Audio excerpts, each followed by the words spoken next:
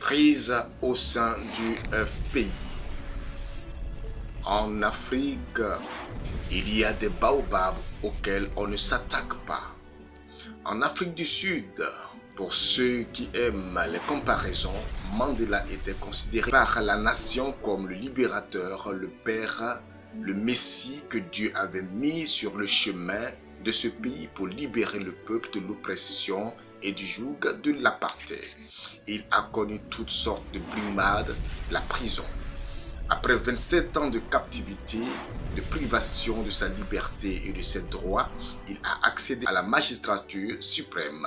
L'ANC aurait pu choisir un autre leader pour mener le combat lorsqu'il était dans les liens de la détention. Sa femme Winnie avait réussi à mettre dans l'esprit qu'il reste le candidat idéal qu'il fallait soutenir coûte que coûte malgré sa situation carcérale. Cette conviction a fini par payer. Mandela, devenu président, était vénéré par les Sud-Africains. En externe comme en interne, dans les partis politiques, chacun s'abstenait de le critiquer au grand jour. Même lorsque la situation économique et sociale était devenue difficile, un tant soit peu lorsqu'il était au pouvoir.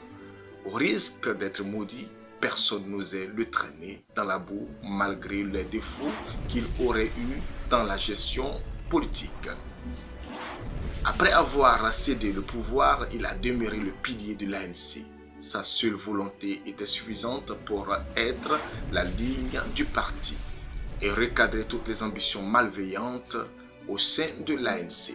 Il n'était certes pas parfait, mais on n'aurait jamais vu quelques personnes mues par des ambitions lui lancer des girons et le traîner dans la boue publiquement. C'est ainsi qu'on se comporte avec son bienfaiteur pour éviter la malédiction.